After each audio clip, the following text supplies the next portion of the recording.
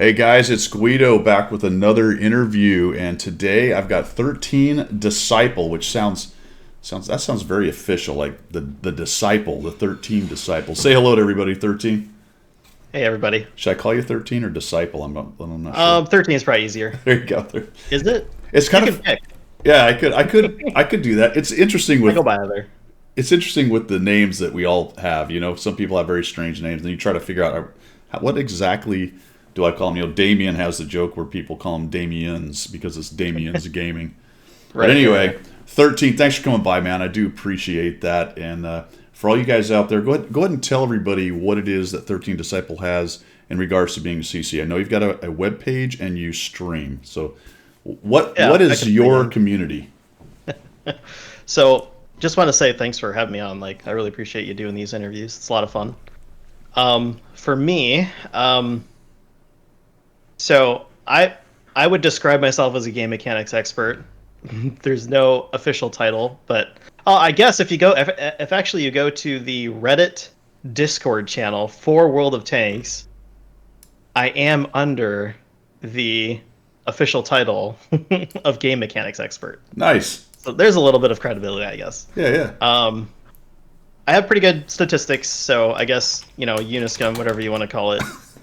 But a lot of my content on stream and on my YouTube channel and on my website is all focused around basically helping players get better that want to get better. That's pretty much it. And we have fun in the process. I try to, at least. And Gosh, if we relied solely on my personality, I'd get no viewers. yeah, come on, man. It's our looks and our personality. That's what we got going on for us right here. I I'm would agree always with gonna have a that. face for radio. That's right. I'd agree with that on the expert thing because Wargaming NA did bring you in recently. We were just talking about it before we started recording. That you just did the Q&A with the developers, and you were a great choice. It was you, Nick, and Cody. Yes, yep. Yeah, Cody. you, Nick, and Cody. Also great YouTubers and streamers as well. That was That was a very lot of interesting. fun. You guys brought some great questions there. I might as well launch off into this. I'm going to tell you that personally, I felt like there was a bit of tap dancing going on from the developers from some very direct questions that you guys gave, and we got in a lot of cases the party line as opposed to actually answering some of your questions. Not all. I'm not scoffing the whole thing. How did you feel about the Q&A? So we actually had a good amount of time before the Q&A and a little bit after to kind of chit chat with them. They seemed like pretty down to earth guys, and they were willing to share what they could about the game. A lot of it, they're probably pretty reticent to share a lot of it because in the past they've been burned with oversharing. So Right. they'll promise something and then it either doesn't come to fruition or it takes too long, like, last year's buffs, which, I working in an industry, I can understand when something like that happens because other things come up, right? Or Right. there's roadblocks you don't realize. Like when Nick asked his questions on the soap rocks, they gave a little bit of a technical answer, but to me it made a lot of sense because what would be slowing them down, and a technical reason of not being able to just fix it makes sense to me because that's something that the community's been asking for a while. Is that because Since 1.0. is that referencing the software isn't theirs and there's certain Yeah. process you Yeah. have to go through to get somebody to change their software for you and yada yada? Yeah, I'm not a programmer. I didn't fully understand Right. the explanation of the underside, but basically they were saying that the non-slippery areas are, this sort of mesh work, and they can program it this way. And then there's the rocks, which are programmed in a different kind of mesh, and that's what's causing this to happen with the Yeah. swamp rocks. But yeah. Tied into trying to keep people from doing all the boosting and climbing and all the things that they did beforehand. Yeah, Right. that's interesting. What about the one that was interesting to me was the question, I believe it was from Nick, talking about how long it takes to change tanks that are an obvious problem, or at least we want to say an obvious problem. And the answer basically from them was, we have a process. It's a 3 to 6 month process. And, hey, we eventually get to it. And I just came away from that whole thing going, come on, man. You just explained to me the standard process for standard problems, specifically in the case of things like the 268v4. WTF? How did that take so long? Yeah. Yeah, and I guess I can totally understand from both sides of that coin because, Okay. from a player's perspective, it seemed to me that, it was clearly overbuffed. It was overperforming, and it was pretty easy to tell from my end. Right. But going back to my formal training as an engineer, what they had to say made a lot of sense to me after they had said it. Yeah. So, little story of Disciple's early training. Engineering 1101, we had our professor come in, and she goes, why do you design something the way that you design it? And the class had a lot of various answers. She said, "You're all wrong." And she pulls up this slide, and it said, I still remember it. It said, "In God we trust, all others bring data." Yeah. Yeah. It's so simple, but Yeah. it makes a lot of sense. And those that have had like design for Six Sigma training and all that stuff means that basically what they said is we don't want to be rash in how we change things. We want our decisions to be data driven. And as somebody who works in an engineering field, that makes a lot of sense to me because a lot of the decisions I make on a day-to-day basis are driven by data. And so what he was trying to say was, yes, we listen to player feedback, and then we look at the data to see if it's reflected there. And if it is reflected in the data, then we go back and we make adjustments as we see fit. And then we put those into tests, and then we look at those tests and say, yep, this Yeah. is now performing closer to the average that we're looking for it to be. So yeah, for a company that's just making software, it doesn't make sense that it should take so long to make a fix. But I can kind of understand from the, just working where I work, why it would take so long because first you collect data, you analyze the data, you put together a theoretical solution, then you put that solution in a test format, Yeah. and then you verify that the new solution fixes the original problem, and then you compile that into all the other fixes you're putting together, and then you validate that whole package, and then that gets pushed out to a patch. Yeah, and I am 100% on board with that. That makes sense. And every large organization I've worked with does that. The Air Force does that, data driven 100%. However, and here's my however comma, the outliers are sometimes very, very obvious. And if you're not agile enough and your iterative process is not good enough, outliers will kick your rear. And that's what the 268 V4 did to them. And there was a bad taste in everyone's mouth. You know what I'm saying? So that square peg, round hole, all that good stuff. But hey, you know what? We're not here to to bash words. Oh, I agree with you. It doesn't. Yeah. It seems like they should be more agile and something like that. Right, And right. maybe they should look at their process and say, maybe we need to fix this Yeah, process. for certain things 'Cause- like that, Yeah. But Yeah. otherwise, it's a good idea. So your Twitch for balance, stream, yeah. your Twitch stream is pretty awesome. I definitely watch when I do these interviews. I watch Twitch streams. I check out the web pages, the YouTube channels, everything that you guys do. How long ago? I'm curious. How long I just ago? watched yesterday's frontline one. Okay. Yeah, Okay. so you did some frontline. The reason I ask is because generally when I'm not streaming, I'm thinking about how I can make it better. And so over the last actually 7 days, I've made a lot of changes to the stream to try and make it better. Oh, no kidding. And last Friday's was probably, at least in terms of stream quality, one of probably as good as it's been. So Nice. Are you talking just graphics wise, technical, or what you're actually Everything. doing? Everything, right? So within the last week, I added like a little transition stinger.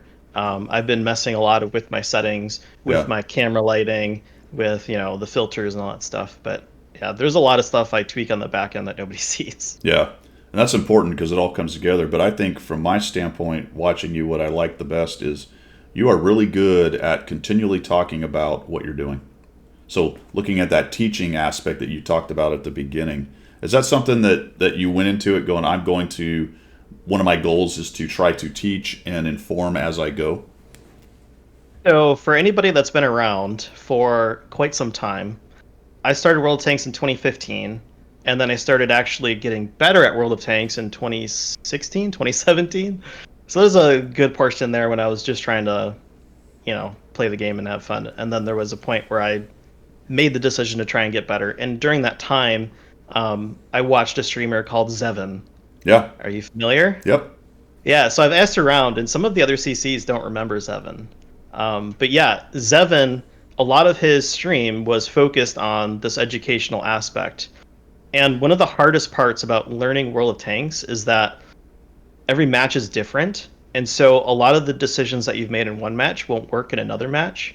So a lot of it is context dependent.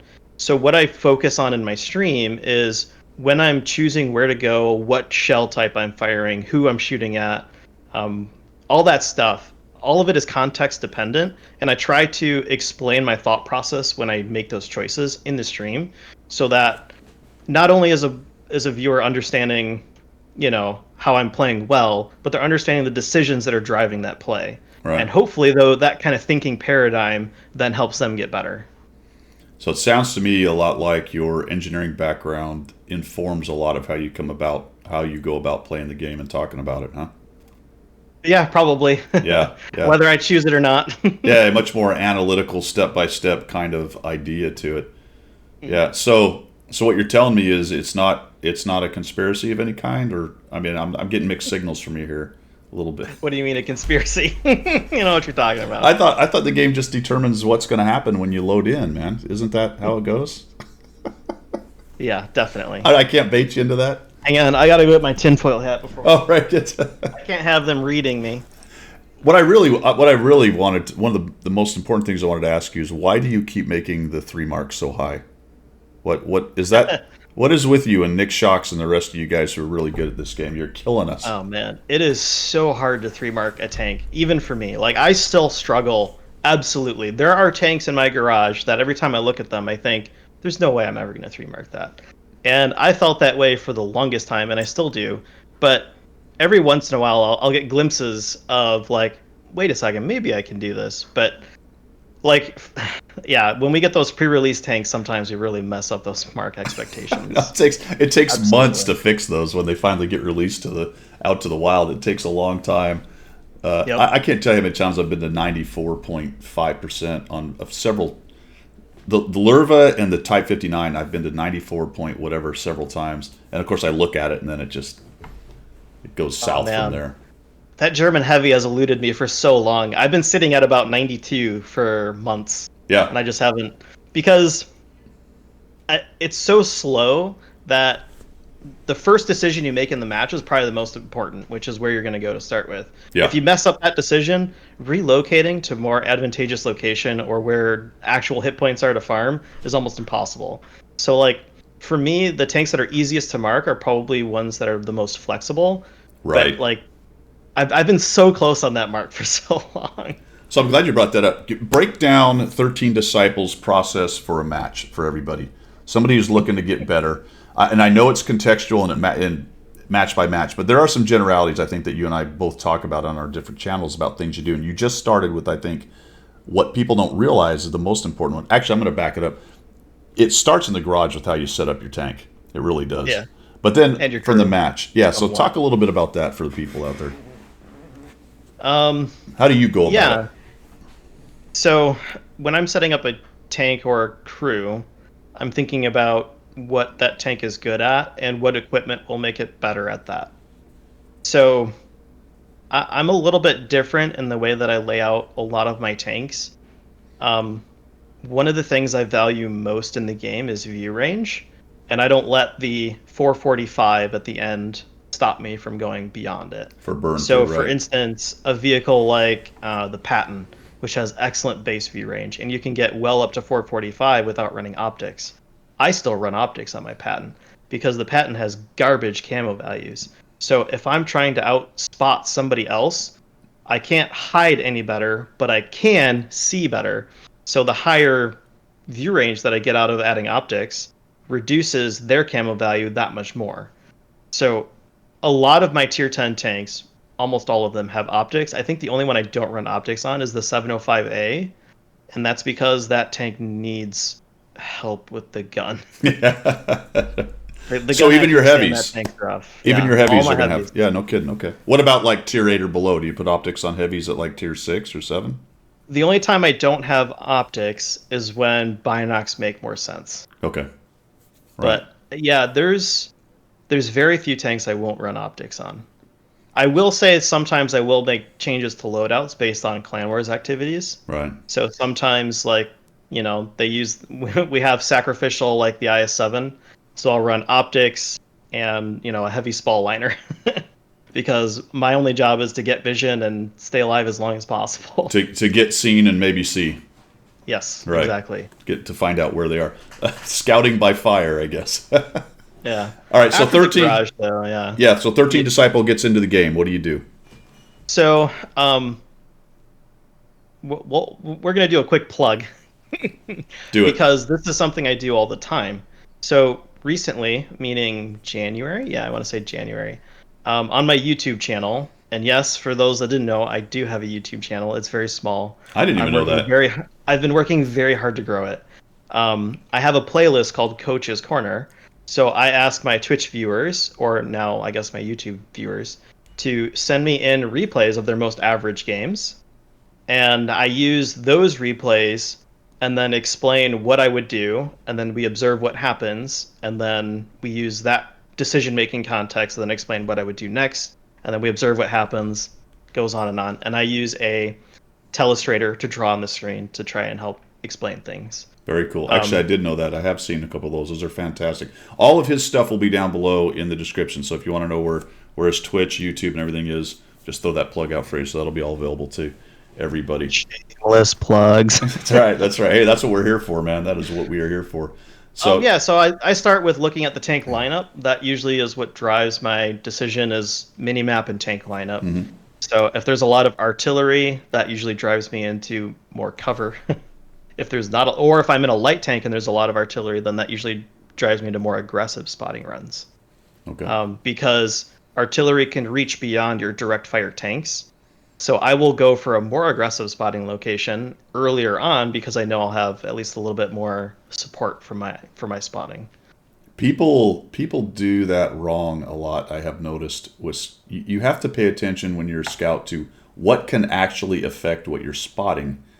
If you just simply spot people and nobody has a shot, that's not very useful. And in fact, letting them know you're there that early without shots going down range, usually, but you can get information on where people are going. That's also true. Yes, that can also be so it's all part of it. But just simply spotting people for no apparent reason is not a great thing. right. When you're going to play a light tank, whether you're going passive or active, you should always have a plan as to why you're trying to get the lights you are and who's helping you with it. Right. So if you're spotting and trying to get assist damage, do you have enough artillery to back up your position? Do you have enough direct fire tanks that will have line of sight and render range to what you're spotting? Or if you're in the early match and you're just doing a quick spotting run, there's certain maps where getting just the early knowledge of how many tanks are going to which side is so vital to the rest of your team, even though many teammates don't understand the information you've given them. At least you've given the teammates that can use that information, hey, this side is super heavy with enemy tanks, either fall back or, just survive as long as you can, and maybe you play more passive, on that side. Or if you're on the side that is, got very few enemies, you got to power through it and just take the hits. Steps is a good example of that. If you can get some early information, people can react a little faster on steps. Yep. Because it really is, it's two channels on way to two different sides of the map with sometimes a few people in the middle right there. All right. Yeah. So you analyze, you decide where to go. Here's something, help me with this, 13 Disciple.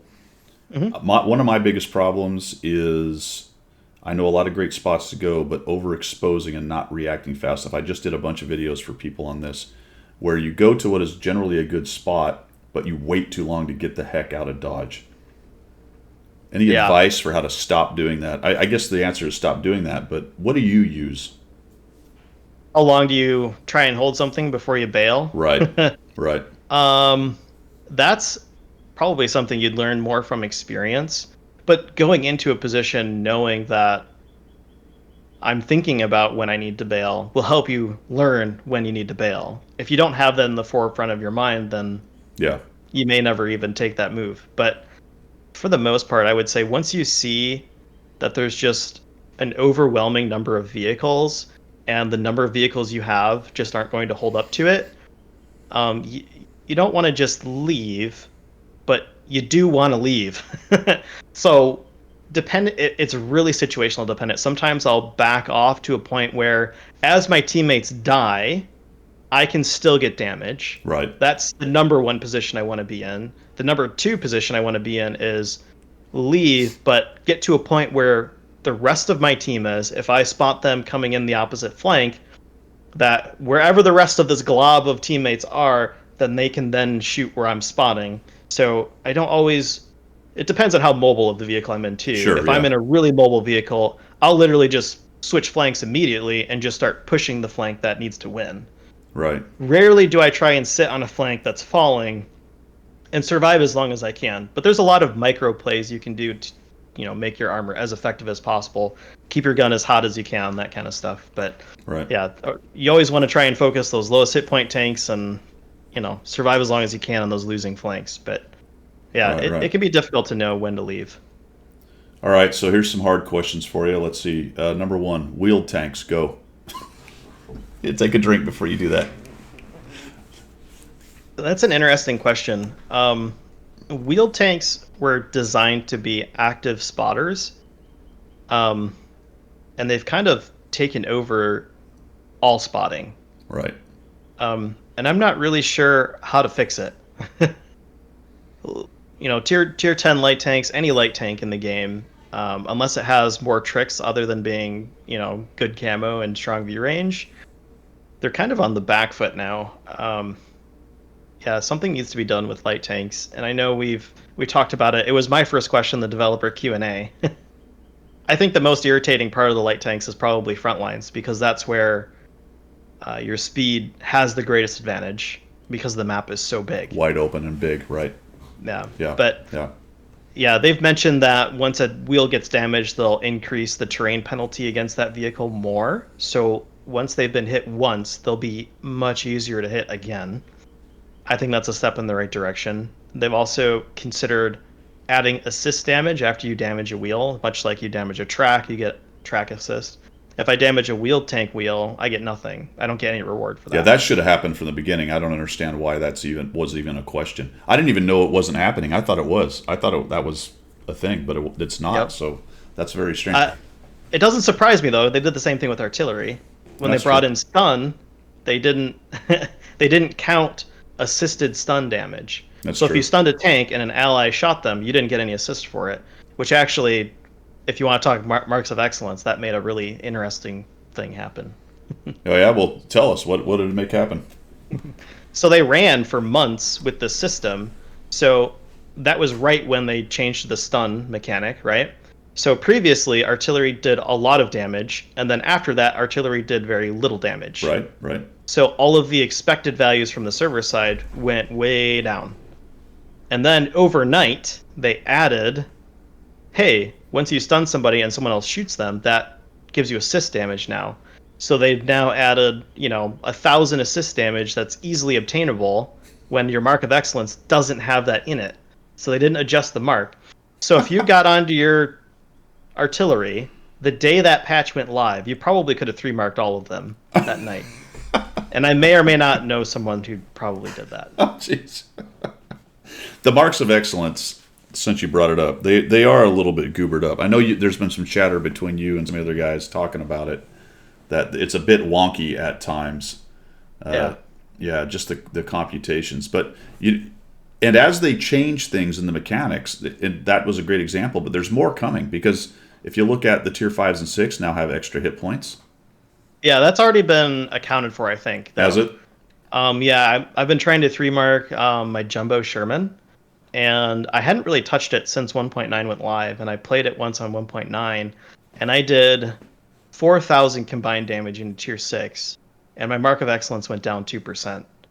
So that tells me that even though I did exceptional, the expected value has gone down a lot, or my average compared to the right. expected Right. went down, which Yeah. means the expected went up. Yeah. And the only thing that would explain a jump that large would probably be, the buff to hit point pools. I mean, you say So they you'll took. probably see it big. The biggest change in that would be tier 5, then tier 6, and then small little bit of change in tier 7, and a very Right. minute change at tier 8. Right, because tier 7 seeing the extra hit points, and so their expected should go up in theory. to some Yeah. extent because they see some of those extra hit points in the battles they have. And you say they took care of it. I mean, yeah, I got it. They did the calculations, but that really anyone who was chasing that, they're another 100 battles away from sorting that out for each one of their tanks, or 20, however good they are for getting a mark, that kind of thing. Yeah, I'm not sure if it was when they sent the patch live, if they adjusted the value then, or they sent the patch live and just let the server figure it out. Right. Well, that's true because yeah, It could have gone either yeah, way. yeah, yeah. Yeah. Because the formula's in there, so it'll just plug the numbers it has in. That's Yep. it. Yeah, that's true. That's a good point. Yep. What And if you're about? ever curious about the marks of excellence, how it works, and the formula and all that stuff, I have a really in-depth guide on that. Oh, excellent. On your webpage. Yeah, so on Okay. my webpage, there's a thing called Triple Mark of Excellence Guides. And at the very top is a Mark of Excellence article. We can throw that in the link if you want to. Yeah. But I spent a lot of time getting into the math of how marks of excellence are computed and how they work. And I used some software to do projected values.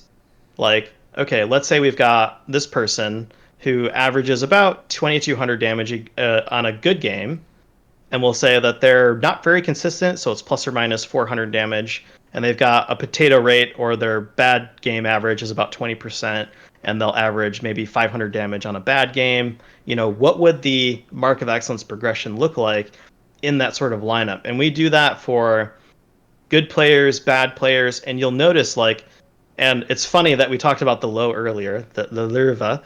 My Mark of Excellence progression was based on that tank's expected values when I wrote the article. All right.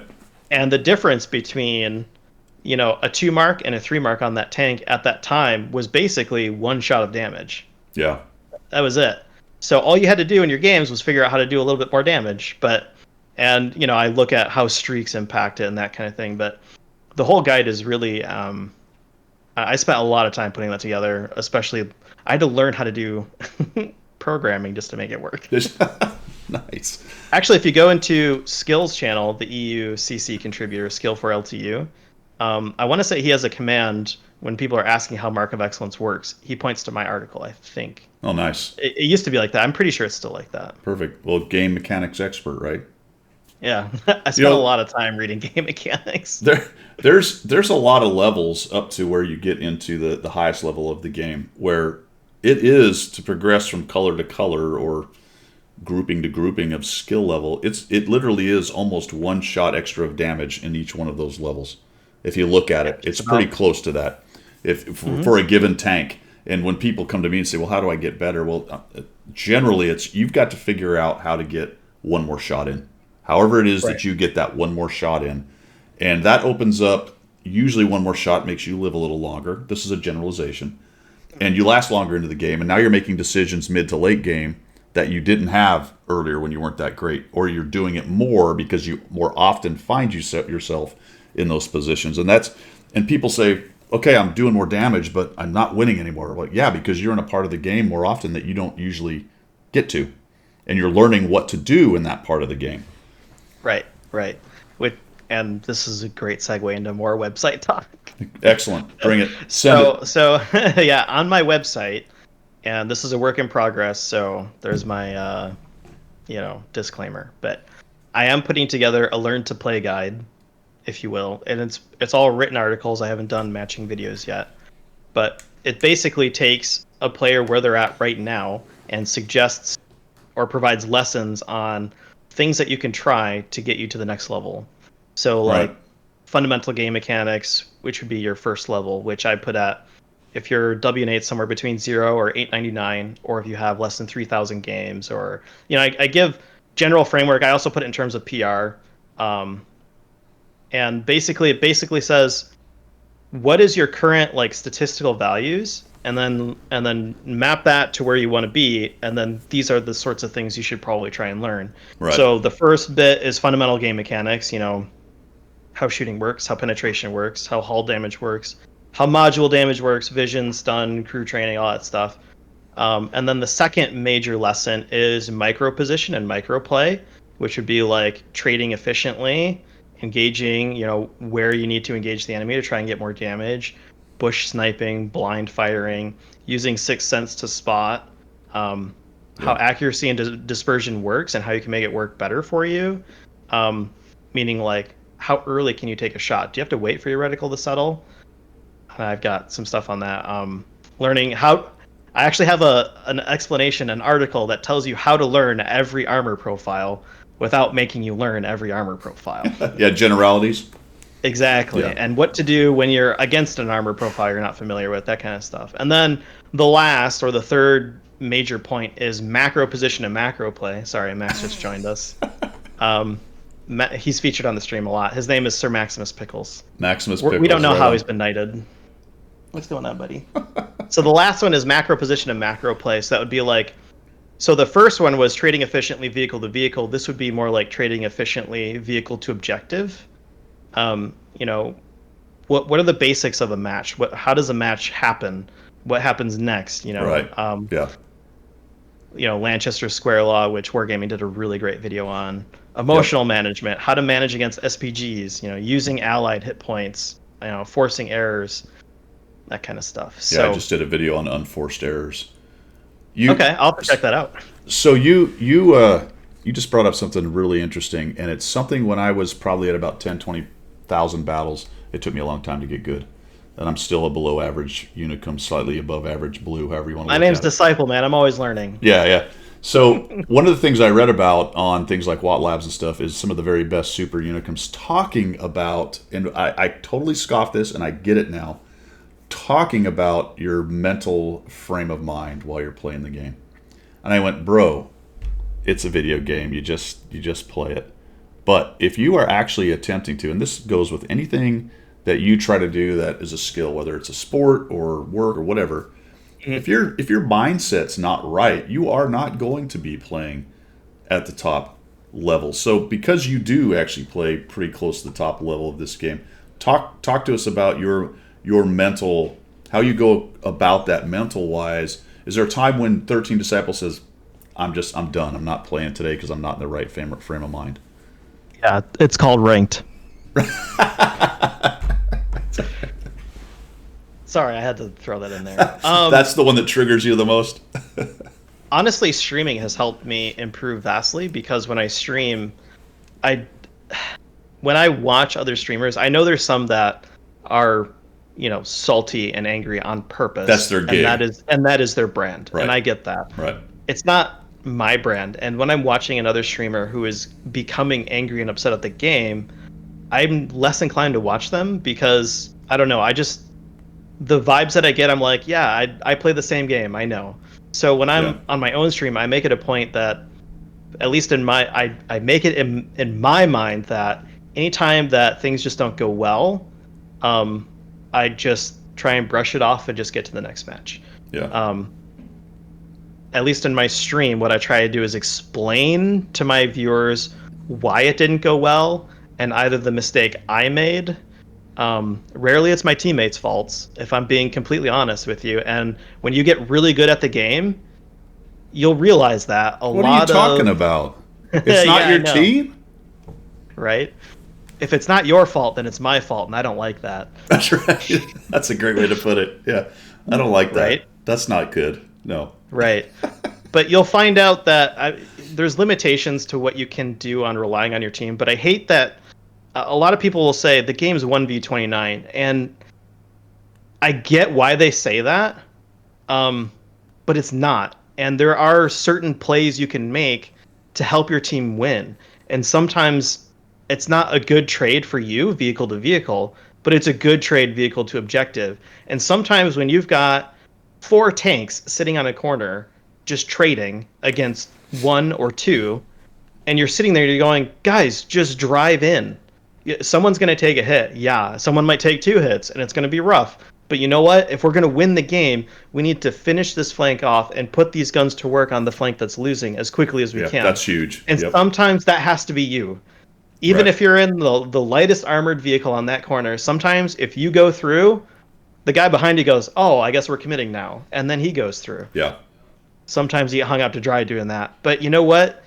How important is winning to you? That's one of my biggest frustrations.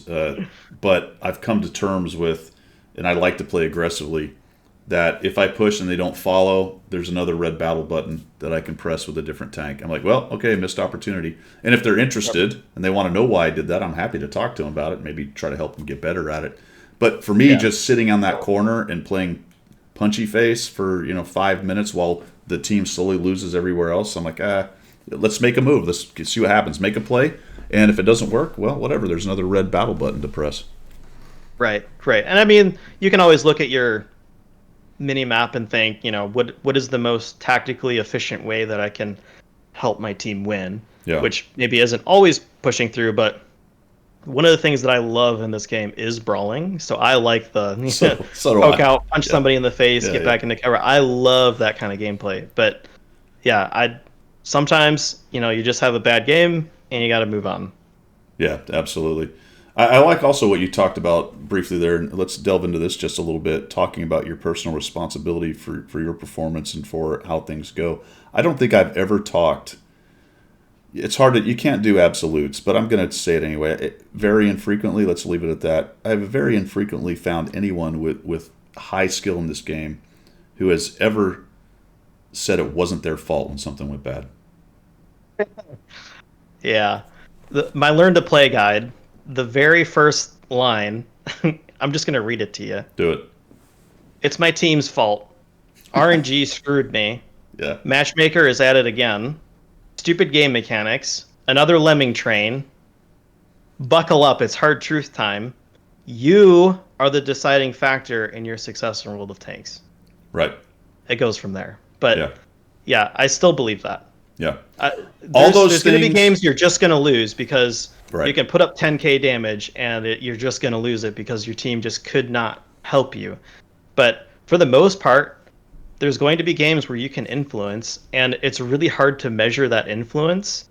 But it'll eventually be reflected in your win rate. But it's definitely up to you to get better at the game if you want to get better at the game. Right. All those things happen. That's not the question. The question is, what do you do with it? And the interesting thing about this game that I love and hate at the same time is because there are so many of those random factors, we all live in a relatively narrow skill band as far as measurement goes, 45 to 65, just call it that. That's pretty interesting. And pro leagues look like that because they're all relatively the same skill. Now, we have a much larger, wider skill range, but there's a lot more randomness thrown into this game for lots of various reasons. So your skill is where you live inside that. And even though it's a narrow band, if you look at say, a 52% to a 53% guy with 50,000 battles, that's one battle every 100 battles difference. Right. That's really interesting to me. So the question is, how do I eke out that extra 2 or 3 battles, increase my win rate 5, 6, 3, 4, 5, 6%? Yep. So I would say if you're just looking purely at, and this is kind of interesting observation to me personally, but if you're just looking at WN8, which would be your damage, just your plain damage and kills, I would say you probably need to master your game mechanics and you need to master your micro position and micro play. Once you can start winning one-on-one trades, you'll see that number go up pretty fast. Right. But when it comes to win rate, that's not going to help you all that much in win rate. Right. What impacts win rate is your macro position and your macro play, where you are on the minimap and how your gun is impacting the battle as a whole. And when you can start answering those questions, and it takes a lot of battles to even get there, but when you can start answering those questions, you can then realize, you may just be one chess piece on the board, but if you play it right, you can have a huge impact on the battle. Be the queen. Right. And that's Right. something that I don't think very many players understand is that Yep. World of Tanks, it looks like it's a first-person shooter, but the best players in the game are actually playing chess. Yeah, yeah. The way I talk about it when I talk to guys and I do my replay analysis for people is when you load in, assume you're the best player on the team, and they need you to go to the best place and do the best thing. Even if you objectively are not, you see all these purples and you're green. So what? The mindset should be: I take my tank, I look at the situation, I try to be and do what the best player on this team would do. With everything else taken into account, obviously, if you're bottom tier, that may change it. Lots of stuff changes it. But as far as what you do personally, assume you're the best player and your team absolutely needs you to perform. And that's one of the... It's funny you brought up the bottom tier because that's something that irritates me a lot is when I'm in a top tier 10 and I'm in that 357 matchup and there's a bunch of tier 8s on the playing field. When I look at my allies, I'm not asking much from you. I'm in a tier 10 and I can influence this battle a whole heck of a lot. All I need you to do is just support me a little bit and don't throw your tank away. So many people, when they come into a battle as a bottom tier, they stop trying or they don't want to try because they're at a disadvantage. I say it's a challenge, go for it. Yeah. How far can you take your tier 8 against a tier 9 or a tier 10? And sometimes you might be surprised.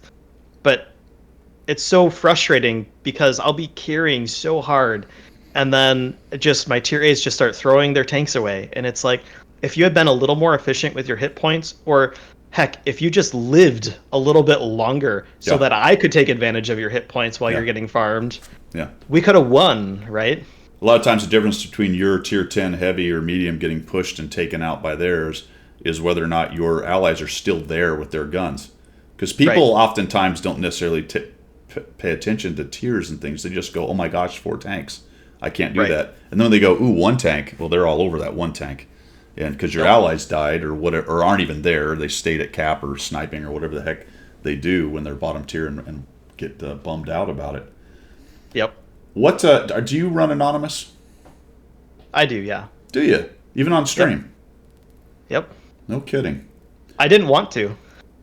Okay, so If you I'm gonna can ask believe it. I'm gonna ask 2-part question. Number one is why, Okay. just from your personal, and number two, an interesting discussion I had with a lot of very good players before this happened is some people said their stats would increase anonymous.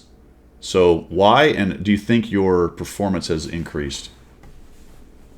So I tried with and without after it was launched, and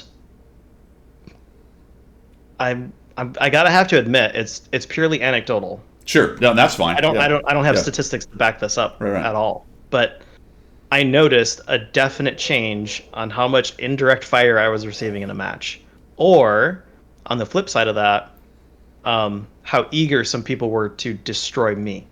Right. So if I'm that bottom tier tank, if I'm playing my T-3485, just trying to get, have a little bit of fun because it's tier 6, I'm not trying to, try hard that hard.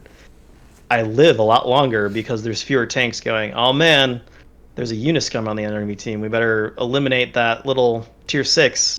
Yeah. When I'm in my tier 8 artillery, Yeah. it's like the only time that sort of thing really bothered me is when there were clearly better targets on the map that would influence the match more. Yeah. Right? Why are you shooting me when there's clearly a tier 8 next to me, or there's X tanks, or there's a grouping of tanks or whatever, and it's like you're picking the wrong target if you want to win the game, and I'm suffering for it.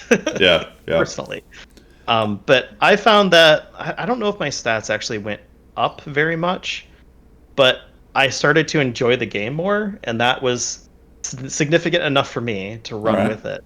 And I didn't want to because I actually really like getting to a battle and someone in team chat going, "Oh man, I love your, I love your stream. Thanks for your content," and that kind of stuff. I love hearing those. I wish I could anonymize my name against the enemy, but keep my name relevant for my team. But I guess it's an ego thing for me, maybe, because I actually like that too, man. I do enjoy oh man, I like your videos, I like your content or whatever. I don't know. For me, I guess I'm still at the stage where if I start getting noticed, I feel like I'm getting somewhere with the whole CC and community and content creator and stuff like that. I to some extent, for me, you want to come at me, go ahead. If you're prioritizing the wrong guy, that's probably helping my team. As a general rule, but of course, if you die, you don't have a vote. So there's 2 pieces to that whole puzzle right there. yeah, exactly. There's 2 pieces of that puzzle. Even as a bottom tier, I feel like I can be effective in a game and turn it the right way as long as I'm still alive and shooting. It goes back to what I was saying earlier about I just assume I'm the best player, even if objectively I'm not, and that's how I go about playing the game in there. Yeah. So what about gold ammo, premium ammo? Where are you on that? That was I had 3 questions related to that on the Q&A. And I actually have it's funny you bring it up too. I have a whole written article and video corresponding to the problem of special ammunition why some of the solutions that players have suggested don't work, and some of my suggestions on how I would fix it. Um, it to approach the subject first, you have to understand what the problem is. Okay, I So know let what me I ask think you it is. this: What do you what's the think? problem? What's the problem with special ammunition? The problem is, this is my opinion on it, is Hmm. that it's very difficult to balance a game when you have two wildly different pen values, and I'm talking about balanced pen to armor that shoot from the same gun. You're never really going to be able to do any kind of significant balance when the pen values are so wildly different. It's just an extra. It's what's the word I'm looking for? It's just an extra difficulty level. So my opinion is they need to be much closer, so that like most mechanics in this game, the difference between having a rammer and not having a rammer is a small percentage, significant but small. When you talk about pen, on especially on some heat rounds and other things, it's ridiculous. You're talking 180 more pen. So that range needs to be brought down, and then you can start working on the armor because that may require some changes on some of that. That's Guido's opinion. I like that because that's part of my opinion. Okay, and Part of it. so fired up. What do you got? Okay, so in my personal opinion, the actual problem with premium rounds is that there's an in battle advantage, higher penetration, that is balanced purely by the game economy, which is directly influenced by real money content, premium Right, time, right, premium tanks, right. right? Yeah, So what you have is an ammunition type that is indirectly pay for advantage. yeah, and that's incentive. If you follow the incentive with humans, and you'll find probably why they're doing something. So, in my opinion, and you've introduced a new point to it to me, but every complaint about premium ammunition and gold spam fundamentally stems from the problem that not everybody can afford to shoot it. Yeah, yeah, and I So, think yeah, yeah, so my thought process between it was basically to bring their cost to be about the same. Okay, reduce the damage of premium rounds so that, and I don't have the percentages worked out. I don't know if that, this is just my off the cuff yeah, yeah. thinking, but I recommend going to check out my video. It's really long and pretty convoluted. But basically, what I want to see is 3 ammunition types per vehicle, one that does standard damage and standard pen, one that does low pen, high damage, and one that does high pen, low damage. So you have these 3 ammunition types. It's pretty clear usually when to use them if you know what the armor value, the effective armor value is that you're trying to pin. Yeah. Okay. What about the And counter then, that this buffs heavily armored things? and that's the other half of my argument was Okay. then once you make that change, now you have to go look at the armor value of all the opposing tanks and then try and balance them based on that, introducing back some form of weak spot. Right. So when I'm coming across, say, a Type 5, and I'm in my little Tier 8 medium tank, there's nothing I can do to that tank frontally. And maybe that's intentional, but it would be nice if there was at least something I could do. Yeah. So if they took the weak spot that is the driver's hatch, which is currently, what, 250 millimeters Yeah. raw, that's not even effective. And that's something I'm usually shooting up at. So Right. there's Right. Because already an it's so angle on tall. flat grounds, Yeah. right? So if they were to bring that down to say 230 ish, we'll call it 230 ish, then a vast majority of tier 8s could penetrate at least the weak spot with premium rounds at reduced DPM, reduced alpha Right. in my setup, right? So at least they can do something, and the massive tier 10 can think these little guys are just spitting damage at me, death by 1,000 needles, but I'm going to get a lot of work done in this time, right? Yeah. And at least the tier 8 is thinking I'm never going to trade efficiently, but at least I can trade something, At least I can right? damage them. Yeah.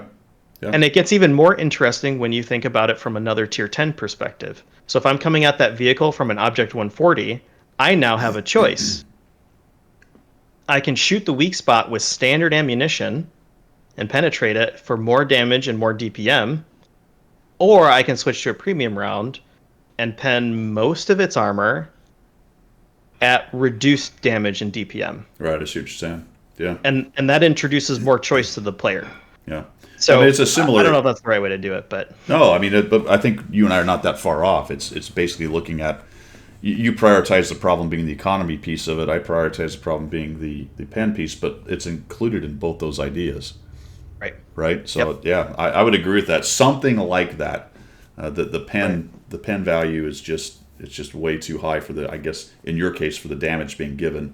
For me, it's just the incentive is to shoot the gold round because it's going in way Right. more There's no often. reason to shoot AP rounds. And at Right. least if you adjust the damage, now at least the player has to consider. Yeah. They have to actually think about it.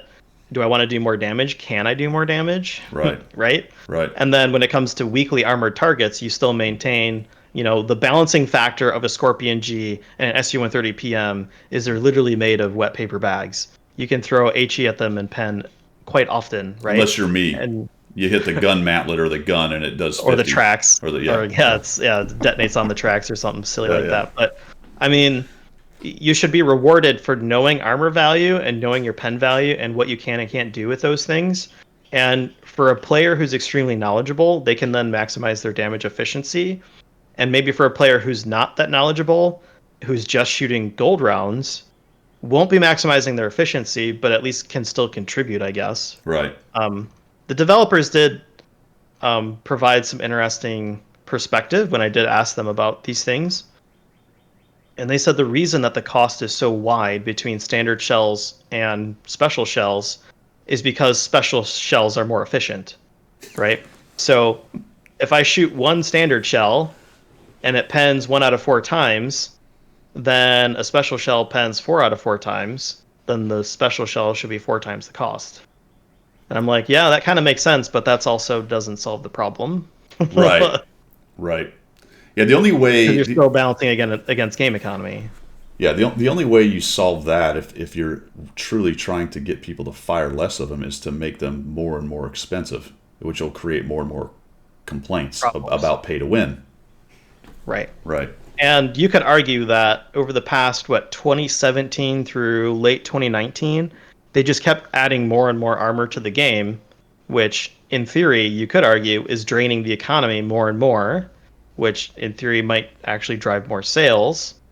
But I don't like that that's part of the game. I'd Right. rather have them reduce the damage to at least make me think about different shell types and then adjust the cost. Right. So yeah, I don't know. I think that they're on the right decision track. I didn't like that they buffed all the hit points so that they technically wouldn't have to change special round damage. Right. I don't know if that's to get around, changing premium tanks or whatever. Who knows? But in my opinion, the best thing to do would be to reduce the overall actual damage of the shell type, because that would actually make clan wars more interesting. Yeah. To Yeah. be honest. All right. So you mentioned a little while ago, this ought to be fun. You mentioned ranked battles. So I'm going to tie this into Boy. skill-based matchmaking. Thoughts on top tier. It doesn't necessarily have to be just skill-based matchmaking, but ranked battles, end game, skill-based leagues of some kind or whatever. What are your thoughts on those? So in the current form of ranked, and I have a whole article on that too. I've written a lot of articles, it turns out. Go check out this Um, website, guys. What's the most frustrating part of? Well, I just mentioned what makes you angry. 13 ranked. Yeah. Why do you think ranked is so frustrating? Let me ask you that. Do you get frustrated playing ranked? I stopped playing it because I just couldn't stand it. The gameplay was not compelling. It was every man for himself. It was nothing but chieftains and 279s, and I know that's not the top problem, but it was that was another piece of sand in the butt crack. To be, Yeah. the whole thing just made me want to pull my hair out. And I will tell you one other thing that drove me crazy, and I did not like it. I know a lot of people like this. I could not stand the role experience thing, trying to shoehorn tanks into certain things and giving them extra experience for doing what might not be a good thing for the team. Just because, and I knew this when I saw that. I said, I'm going to play artillery. I could have finished all of ranked easily in artillery, and I did. I didn't finish it. I played it enough to go, this is stupid. Because I could be in the top 3 in artillery without even trying on the losing team, and I at least wouldn't lose a chevron. And when we won, I could it was the whole thing. So anyway, go ahead. This is not about me. No, I'm glad that this brought up a lot of emotion in you. It justifies some of my content. So, in my opinion, the most frustrating part of ranked battles is the chevron system, which is the progression system. Yeah. Okay. So, I hate that I can have an insanely good match. I carried my butt off. I did so many things right. Okay. And then in the consecutive next match, I've made one mistake. Just one. And I lose a chevron. And it feels like that doesn't equal out in the long run. And it can be very frustrating. You have no control. Extremely frustrating. Yeah. The next big problem you already talked about, which was that not everybody has access to all the tanks. So that is a problem for me. And the last problem, which you also talked about indirectly, is the role XP system. And I can try and help you understand why that exists. Did you play every season of Ranked from the beta to now? I didn't, but they added it. They added that after a while. Yeah. Yeah. And let me try and help you understand why they did that. Previously, in the very beginning of Ranked, matches would take forever because everybody was camping for themselves to have the most damage, right?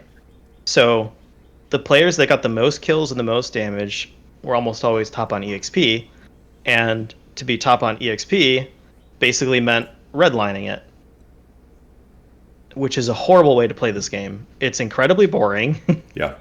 And for a split second, sometimes it works and sometimes it doesn't. Because if you're one gun facing 10, you're going to lose anyways, and you're probably not going to be that high on the team list, right?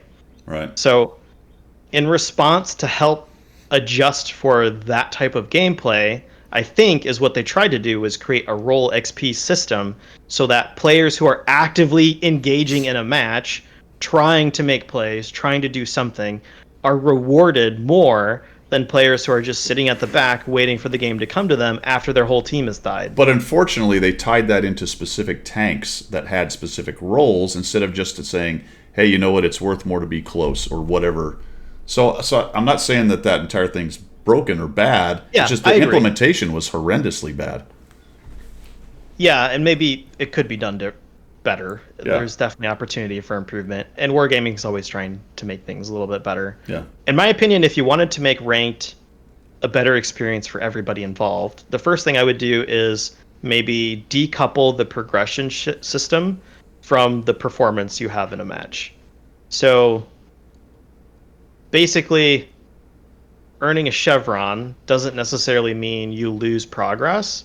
And you can eventually, at some point, obtain, all of the goodies that you can earn in Ranked, whereas your performance is not so much tied to that. As long as you put your time in, you'll eventually get them. I wish the tank reward was not related to doing really well. I have no problem with people getting tanks by just purely grinding. If you want to make other rewards, like bonds and other cool things, that's cool. But the fact that you had to do pretty well to get the tank kind of drove me crazy. Right. So if they decoupled basically the progression system from the actual ranking system, which it already kind of is, all you really had to do to earn everything was just make it through all the divisions. Yeah. And then after that, you're pretty much good. It didn't really matter where you placed after that, which is kind of nice. Okay. And then the people that had really high chevron efficiency earn special camos and a couple of bonuses here and there. But for the most part, as long as you finish your divisions, you're going to be able to earn the vehicle, which is good. But I would say make finishing those divisions less frustrating by not tying the progression to your performance as much. So for you as a good player, how long did it take you to get through? I don't want to talk about it. But it's probably my lowest streaming points. You had to go through it faster than most, though, right? You had to be like one of the fastest, I would imagine. No, not really. I placed silver and bronze My chevron efficiency was trash. The first time around, I did really well. My chevron efficiency was like 150% or something like that, and I was really fast at it. And then the next two go rounds, it was like hovering at about 100%, You should have played which Artie because I was doing 150 in Artie. which is leads me to my next problem with ranked, right? Yeah. So playing ranked, 9 out of every 10 matches had 2 artillery, which was the maximum The amount, max. Yep. and at least 1 wheeled vehicle. Yeah. And a fifth of your team dedicated to a wheeled tank and artillery. Uh, it was so frustrating to play against something set up like that. Did they minimize it to one wheeled vehicle this time? Is that right? I don't think so, but they did force it to be mirrored. Right. So if Okay. one team had one, the other team had to have one. So it could be was, 2 and 2 and 3 and 3. right. So Yeah. it was more rare to see 2 and 2. It was more common to see 1 and 1, but Right. artillery was limited to 2 and 2 Yeah. because then every match would be 3 and 3. Yeah. Oh, it was a nightmare. I ended up playing a little bit more Artie than I probably wanted to, but Artie don't was know. so easy. I would just because laugh on the at flip it side of afterwards. that, then every single tank was chieftains and 279Es, and like I don't have any ability to like the game just gets stale. Yeah. Not only are those tanks really hard to deal with, but they're boring Yeah. playing Yeah. with or against them. That they get pretty boring to me. So, in my opinion, I really liked their um the way they did the ×2 thing with the chevrons. Yeah. Yeah. I think they could expand that. So first, I would remove reward vehicles from the queue. I know that might make a lot of people angry. I worked really hard for this. Why can't I use it in ranked? Because not everybody has access to the same vehicles, especially if they don't play Clan Wars. Yeah. So you said you were talking about the reward tanks and removing them from ranked. Yes. So I would remove. I would prefer to remove all of them, but I could see complaints being for the campaigns. So I would say at least remove the Clan Wars tanks because not everybody has equal access to them. I guess you could argue that if you wanted to get them, you could eventually earn them, but it just gets so boring. I would Yeah. at least maybe try to expand on the way they did like the bonus chevrons, where you got ×2s for alternate vehicles. What some people would do is they'd get their ×2 and their chieftain, their 279E, their arty, and then move on to the next day, and they'd stop playing. Right. I'd really like to see some way for them to incentivize using all of the vehicles in your garage, because to me that would be even better indicator of who's really chevron efficient is someone who's used every vehicle in their garage and succeeded with almost all of them. Yeah. I think that would be a really good indicator of skill. So maybe if they could somehow work that in, but you want to talk skill-based matchmaker? I'm ready. we can chat about that too. Oh man. Well, I think we're running out of time, man. You want I'm to? Can we gonna have- squeeze it in? Yeah. Okay. All right. Fire it up. Hit us with the skill-based matchmaking, man. Do you have So- first of all, do you have an article on it? No, not yet. I could probably write one. Yeah, I don't have it on that. Why do you think people want skill-based matchmaker? Yeah, I don't want to insult people. That's fine. You don't have to. I mean, as a general rule, it's usually the less skilled players who want it because they're tired of whether it's perceived or not doesn't matter because perception is beat up. reality. Getting beat up, right? So perception is reality. They want a more fair arena. They don't want to be beat up by the seal clubbers and all the things like that. I think that there is a small group of very good competitive players who would like something, and that's where ranked comes in, of a ladder system or skill based. But that's different than the usual complaints about we must have skill based matchmaking so I quit losing as much, which is really that's kind of the way I see it on the forum most of the time. That's the general gist of it. So let me ask you the second half of that then. How do you measure it? Right. I don't know. That's the question. Exactly. PR, win 8, which is a third party thing, so clearly they're not going to use that. Win rate, DPG, there's multiple ways to do it, but that's the question, isn't it? How do you measure it, and is that the appropriate thing to rack and stack people with? I don't know. So here's my 2 cents on it.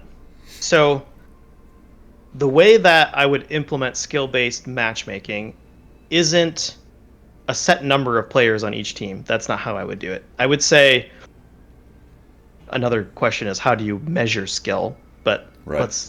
avoid that for now. Let's say you have a full team and then a full team. What I'd like to see is the amount of skill matched on each team. I don't care how many Uniscums are in the game or how few. I just want to see equal numbers roughly on both sides. Yeah. Okay. I think that's good, and we should maybe try giving that a try. Let me counter that just with my counter argument to that, because I've thought about that myself, and I think oftentimes I think to myself, well, actually, I'd like to be in more games where there was only one of me on the other side, rather than get into those games where there's three guys like me on the other side. So I don't Then know. there would be two other guys like you on your team. Oh, I What I'm see. saying Yeah, is yeah, yeah. there's No, no. parity Yeah, between right, each right. side. Okay, I see what you're saying. Yeah, Yeah. but I guess my point is, if it's just me, then there's only one of me over there, as Hmm. opposed to now where there can be three or four of me. That's my point. Right now, if Right. I run into that team, I'm kind of screwed. I like the ones Right. where there's only one guy. I love the ones where there's less, but Right. the one where there's only one guy of my skill level. So that's kind of my counter to that. I'm like, I don't know. It might be worse for the good players to have that. Yeah. So, in my opinion, what what is driving this argument for skill-based matchmaker? And I think the actual answer is they want matches to be more fair. Right. Yeah. And I think you can maybe, and it would have to be tested in data, but I think you can measure that. And I think you measure it in two ways. You can measure it in how long the game takes, average, okay? And then I think you can also look at the number of tanks remaining at the end of a match and say, are we averaging more blowouts or are we averaging fewer? So teams that are more evenly matched tend to be closer in games, and those are the games that tend to be the most fun, at least Right. in my perspective when I'm in those matches. And the closer the game is, the more I can influence my own win rate, right? And so I think what I'd like to see from wargaming is maybe try using PR, the personal rating system, as the measurement for skill, and maybe that's not a good measurement, but we'll just say for now, let's just try it, Start with right? something, right?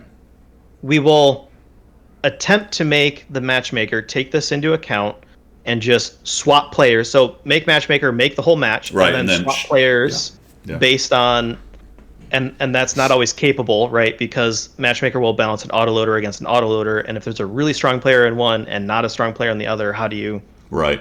I'm just saying let's try to do it, and there might be a hit to queue time. Let's measure that, and then let's measure how long the games take after we make this happen, and let's measure how many tanks are left at the end of most battles, and we can then maybe tell did did our changes result in what we wanted to see happen, Yeah, I would and then actually. and then we look at the player feedback and say what are the players then Right. saying, and let's compare that to what we're seeing in the data. I would like them to do more of that on a more regular basis, on like monthly, on a month test. Even with, I was talking about the other day about making the accuracy slightly higher, so that when you hit more often what you shot at, not pixel sniping, FPS kind of idea, but just say for a month test it and say, let's tighten the dispersion on all the guns and make them hit where you're aiming just a little bit more. Or what you just said, let's run a test with rack and stack, rearranging the skill level on the teams for a little bit and see what happens. But do it on the live server and announce it and go, look, we're going to try this out and see how you guys like it. It's the month of skill based, or the month of more accuracy, or whatever, and try to gain. Because one thing I do not like, and it's how the industry does it, but test servers are god awful for testing play balance. They are very good Yep. for testing whether something works, the hitboxes are right, the tank drives right, all that stuff. Testing for actual balance, until you release it into the wild and let the common players play it, any lessons need to be taken with a grain of salt on balance. Maybe Right. macro lessons, but I don't know. We've seen a lot of mistakes made where they go, oh, this thing's balanced, let's release it, and then it's like, oh my god, what a mess. I think the last developer Q&A actually explains some of that and brought to light to me something that I didn't realize, which I thought was really interesting, and that's that they are somewhat, Oh, and they aren't clear about it. so they tweak stuff occasionally just to see what's going to happen. And one of the things that they tried was this last holiday season, they changed the way that they did the like Christmas bonus, where you would assign it to a specific vehicle instead of it just being global, right?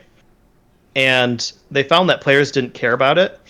What and it was interesting to hear it in the Q&A. What they were actually testing was enabling players to turn any vehicle Into into a a premium premium. vehicle, Right. right? Right. Because I thought, man, if I'm playing a tank on the tech tree and I'm going, man, I just love the way this tank plays. I would love to have this as a credit maker and crew trainer, like the KV2, for example, before it became a premium. Right. It'd be nice if I could just throw some gold at it and just turn it into a premium after I've unlocked everything on it, right? That was actually them testing that theory, and the player base just didn't react to it.